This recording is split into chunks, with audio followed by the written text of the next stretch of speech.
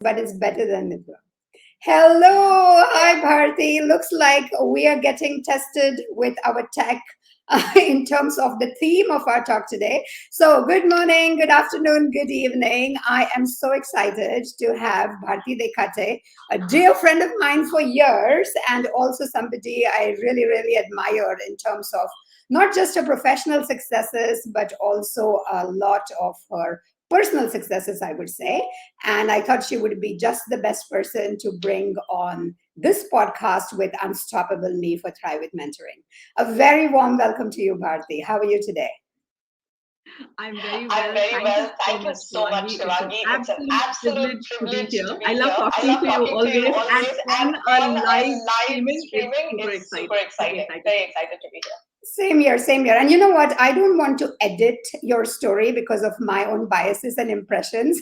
So I'm going to ask you to walk us through a little bit of your, life trajectory, both personal and professional. How would you narrate that? Hmm. Hmm.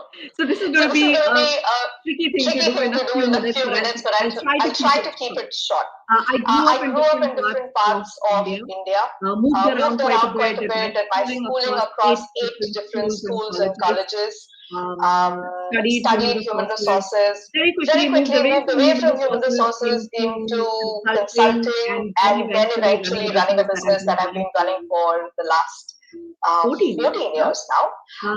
I work I across work the world. across the My world. My team team delivers delivers services services across across 22 22 countries countries now and now and counting. counting. I'm a I'm mother a of mother of a a 17-year 17-year old, old, and and I'm I'm presently presently logging in logging in from from Mumbai.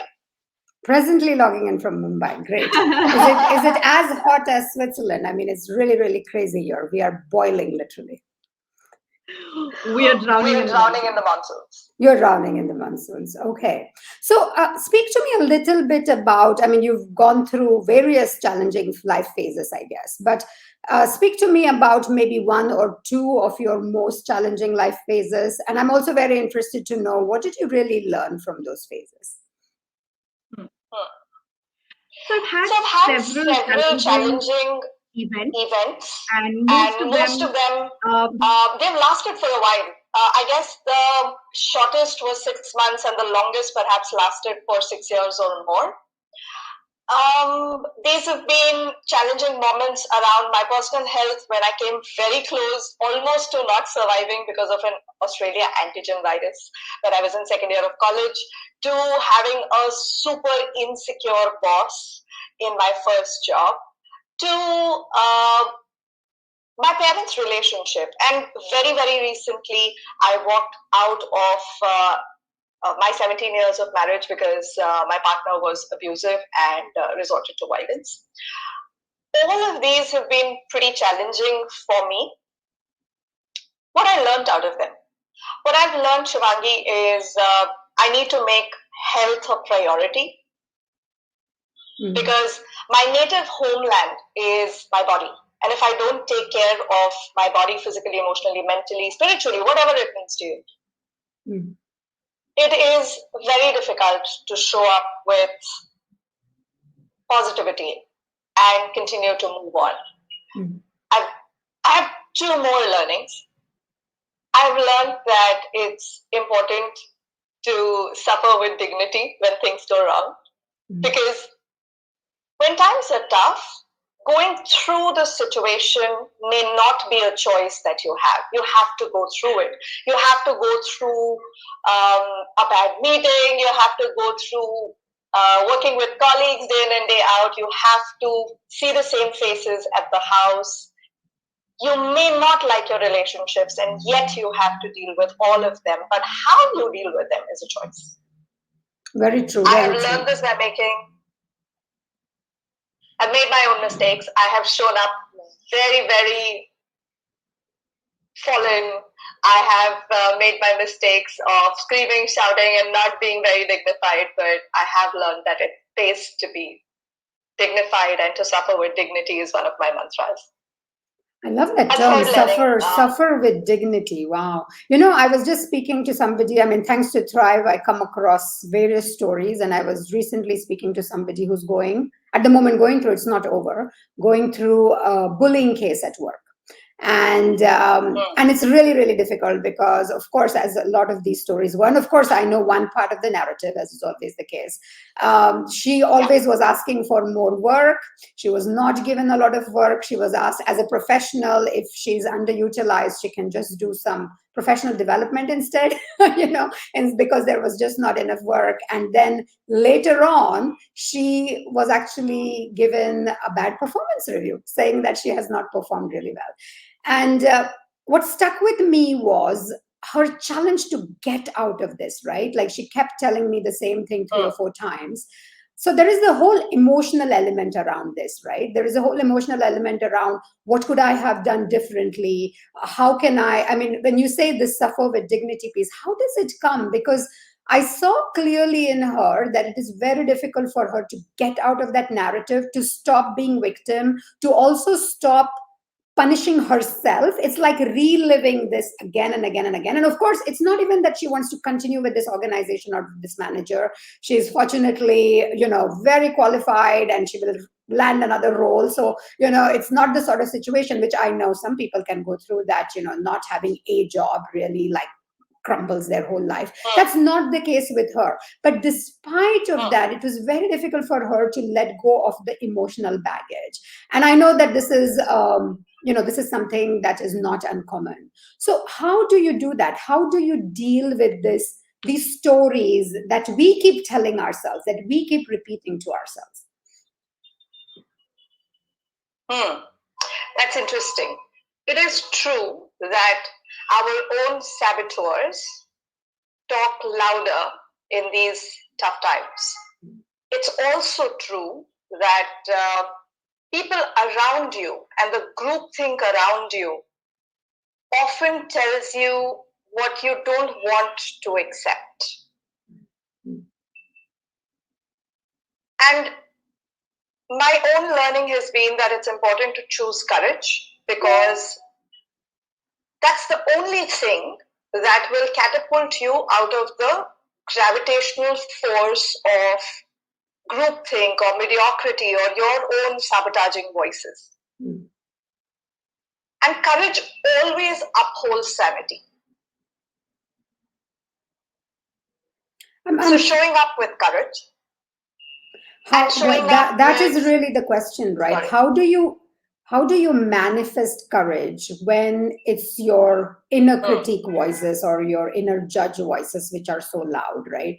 How does your voice of courage, which is also inside you, very much inside you, how do you let that have the last word? Any techniques or anything that has worked for you when your more negative voices seem to be louder? For me, meditation has worked really well. Spending time with myself, with my own inner thoughts, to be able to discern the voice of intuition from the voice of fear. I've learned that the voice of fear sounds very different. Voice of fear is often framed as, what if? The worst. Versus the voice of intuition is lighter. It is in the vein of, try it. Maybe it'll work. It might give you results. Learning to discern these voices within you takes quiet reflection time. It takes commitment to be brutally honest with ourselves, so that you can discern what's right for you from your fears. Yes, thanks for that. I think that's really useful. I mean, one of the things I have used a lot and continue using is writing. I don't know if you have any kind of a writing practice, because often, and I did a workshop recently for some women from my community, and they, the same, that voice of fear, when you see it in black and white on paper, You just look at it yourself and you just think, my God, that's ridiculous, right? But till you have actually put it out there in black and white, till it is inside your head and doing those, circles and rotations that it keeps doing, it seems much bigger, much scarier. And once you put it out in whichever way, writing is one way, meditation is another way. And people have different meditative practices, right? Whatever they might be. For some, I think it's gardening. I think that really helps you to discern those voices and to look at them for what they are, because somehow, and I don't know if that's the case with you, but I've seen that definitely, that in daylight things seem lighter as compared to at night when you're sleeping and everything is dark. Things seem much darker, right? So there is always almost a given that these things are going to impact us, that the triggers that we get from the external environment, be it people or even just the way in which we are living, they are going to impact us. So how can we create systems that are going to be supportive to us? I think that is really, really useful. Another question for you, and you've said a little bit around what has made you unstoppable. Has that changed? Do you think that a younger Bharti was unstoppable for different reasons as compared to the Bharti of today?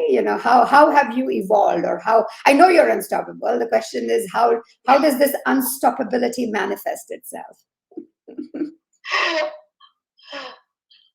I think 20 years back or so, there was raw warrior energy to my courage. Today, I think my unstoppability is a lot more mature.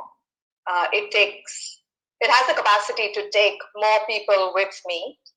I also noticed that today my unstoppability is not just inclusive, but it listens more.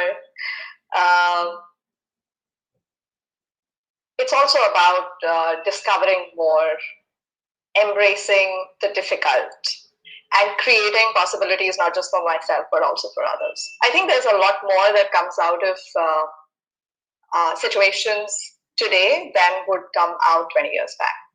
And I would attribute it purely to maturity. Yeah.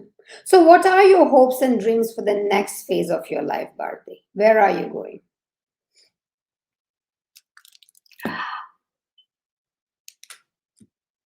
My intention is to lead a full life, beyond location, beyond roles, beyond the work that I do. My hope is to make the world a better place.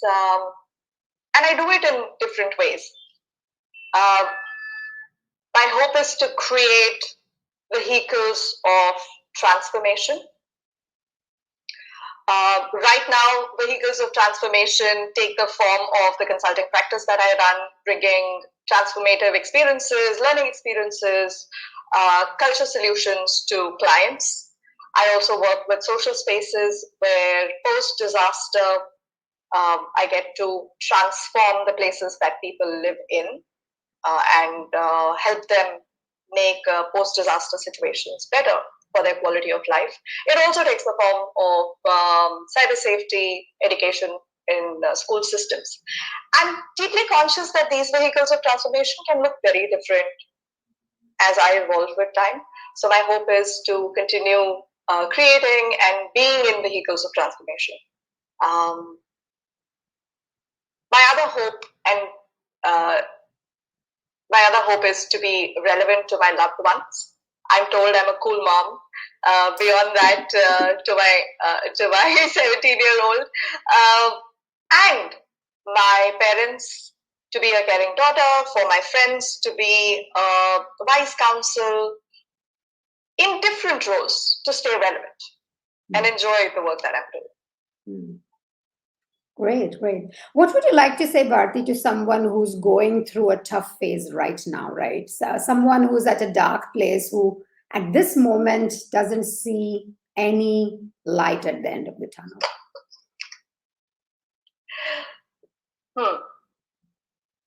If you're in a dark place and if you cannot see light, I think the very first thing that is important is to believe in yourself, no matter the contrary evidence that comes to you, no matter what people are saying and how it scrambles your thoughts and feelings. It's important to know that your body has wisdom and you know what is best for yourself. Trust yourself, believe in yourself. I would also say that you must choose to prioritize your health, because till you're healthy, you will have the energy, the mental and the emotional spaciousness to deal with what comes your way. And in order to do that, my third piece of advice would be make space for renewal. Carving out time to spend on yourself, doing activities that renew you, painting, dancing, family time, play board games, anything that's not passive. Don't binge watch. That's not renewal. Play sports. Do something active, because that will bring you energy that is very difficult to develop otherwise.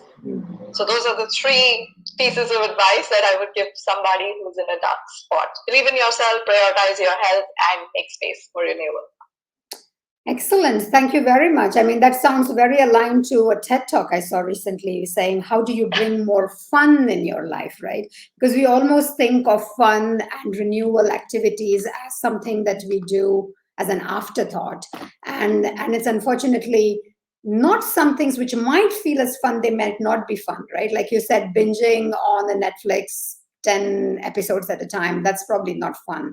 So the activities that can actually create some playfulness, and connectedness, like you said, with the other person, and bring you in this state of flow. Because an activity, I mean, I've always been thinking, what is leisure? What is leisure? I mean, leisure is really the time where you're not performing, where you're doing things with absolutely no outcome. And I think our lives are so full of outcome related activities that it becomes super critical for us to balance that with activities. But it's sometimes difficult to even figure out what is leisure, what is fun, because we fall into those traps of what is supposed to be fun, and what is supposed to be fun may actually not be renewing you. Thanks for that so much, Bharti. It's been a pleasure to talk to you, and of course we'll continue our conversations.